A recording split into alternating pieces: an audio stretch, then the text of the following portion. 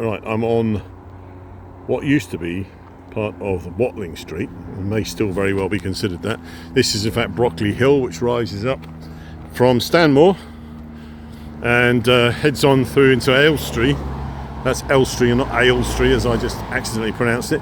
But in its most initial form, as I'm heading towards now, is the National Orthopaedic Hospital, which has been there for donkey's years. I don't know exactly how long, but I think the original buildings were probably put up in the early 20th century.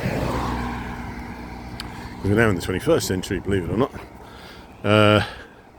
Yes, so there's not an awful lot to remark on here, but the thing is, what I will say is, apart from the fact there's only one path on one side of the road, which is rapidly reducing because of a lack of maintenance from presumably Harrow Council over the years, because really the path should end about it should be about there, really, but it's just become narrow through lack of maintenance. But where this road takes you, and this isn't revelatory, this has been noted down loads of times, but it is the site of, and you can have a look at it on the map, Sulunkai, I think it's called. It actually was a Roman encampment, and they used to make pottery there. And there is in fact, what is now English heritage, but in the old days was the Board of Works or the Public Works, whatever it was called, or the dry bit of the government that would put up blue signs or heritage things and look after them. I forget what it's called, the Board of Works or something. But yeah, there is a sign there which is old, which is on the other side of the road. Not easy to access as usual with these things, but it is actually does show you the site of this Roman encampment, and it does make it quite clear what it was. So over that way there is Elstree Hill, I think.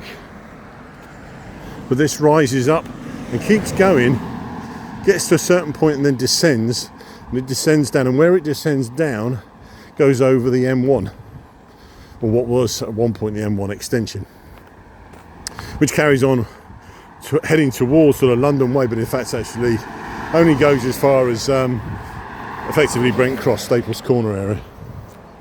So now I remember walking up here years ago now, more than 10 years ago, possibly, God, I think it actually might be 15 years ago, coming out here, and that was when I was living in Leytonstone, coming out here and digging up an old can that I found in a ditch, and the can was in fact a can of Quattro.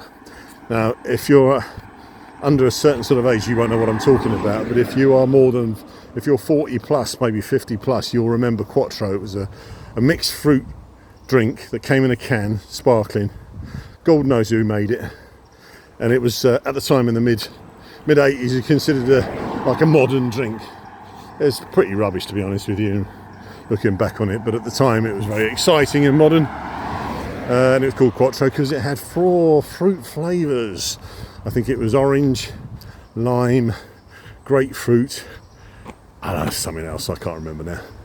Anyway, this is extremely dull and I'm just waffling on about old days, so I'm not going to burn up too much time. I'm going to pause and then pick up a bit further up.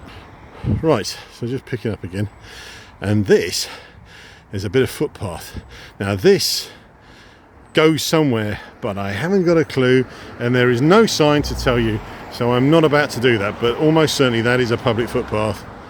So I've just there's an opportunity. That's a lovely pink car, isn't that lovely? As we head towards the summit of Brockley Hill, where the turning off on this side goes to the Royal National Orthopaedic Hospital. But on the other side of the road, I'm just keeping an eye out. There is this sign for the Roman sort of clay factory. Sort of links in with stuff I do on the radio about London's industrial heritage. Maybe I could make a thing out of that. Possibly not. Watch your speed, 40 miles an hour limit. 40 miles an hour. That's quite a speed going up a hill. There's only got one pavement, and that pavement is becoming very small. Right, let's pick up again. I'm not saying anything of interest, so I'm going to pause. Yeah, what I was going to say actually is the reason I've gone out on this walk, which is on a Sunday afternoon, and you know, fairly late in the afternoon, it's about what now, 4:45, because it was so warm at home in the flat, and I had nothing else to do, and I just want to go somewhere where it's a bit cooler. So I am up on a bit of a hill, but also a lovely shade and cover of all these trees, which is one of the lovely things about if you come down this road, and many people who's watching this will almost have been down this road many times, especially on a bus, if you're on a double-decker bus, because I forget which bus it is now that comes up this hill. That's is lovely. It's a lovely trip. So here we are. I'm coming up to the National Orthopaedic Hospital and the Aspire Centre, which is like a sports centre and a therapy centre. Looking out on this side of the road to see this sign, and I'm not seeing it. It will pop up in a minute, so I'll pause again. So Wood Lane, and then the National Orthopaedic Hospital, and all the traffic's turning off. Harrow Rugby Football Club is over there as well. I can't see this sign. I've seen it. Just it's all overgrown, and that's another example of just neglect, where that sort of thing should be cut away, so you can see old signs. So yeah, see how busy it gets here. So that's one of the buses. That's a 324 that goes to Elstree, but this is a rat run. Basically, people who were trying to avoid something go down here. See, look, it says "Welcome to Stanmore, London Borough Harrow." This is interesting in itself because the London Borough Harrow was for many years under Labour rule, and then the Tories took it over. And then within a few years of taking over, they decided to replace all the signs at great cost because they wanted to leave their mark. And they've gone for this rather sort of regally sort of purple and this sort of rather classical look with an old coat of arms, getting rid of what Labour had done and throwing all that in the bin. But of course that all has to be paid for out of the public purse, so you know, great, thanks Tories. Great job. Mind you, it has to be said, this road has been resurfaced because it was a bit of a mess, so they sort of do some good things. But anyway, I need to get over this bloody road somehow. Hold on. Right, so there it is. Through all this overgrowth is this sign which says "Site of the Roman pottery of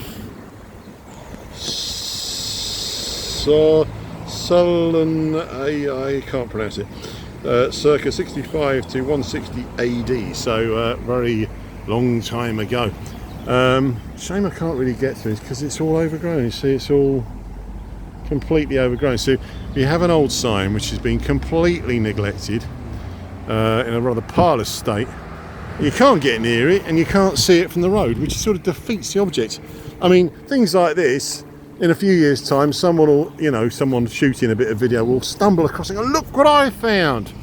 I found this old sign that must have been buried." It's not, it's just, this is terminal neglect.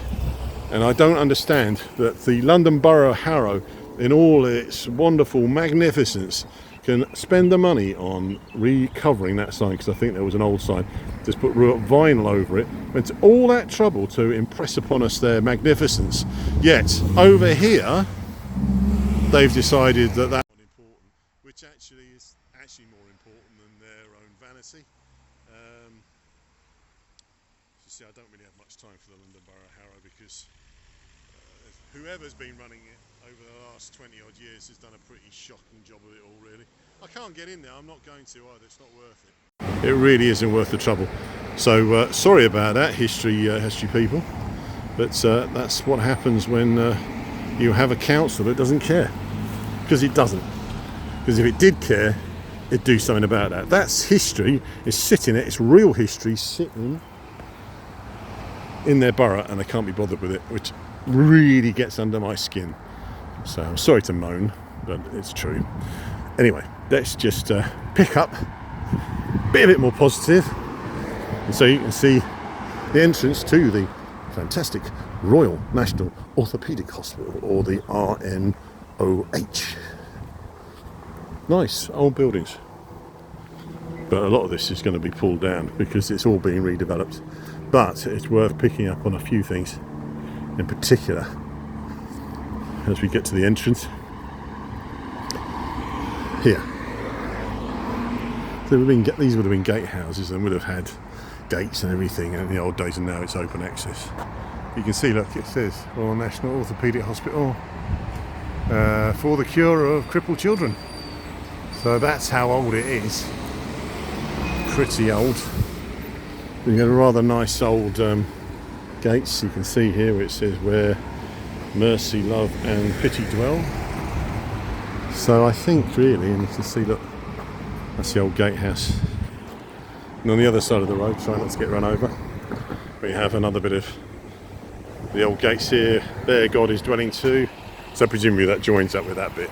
Yeah, where mercy, love and pity dwell, there God is dwelling too. Lovely, fantastic.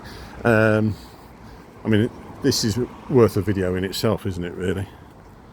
But all these abandoned buildings. Perhaps I should do that. Let's make that another video. Thanks for watching that bit.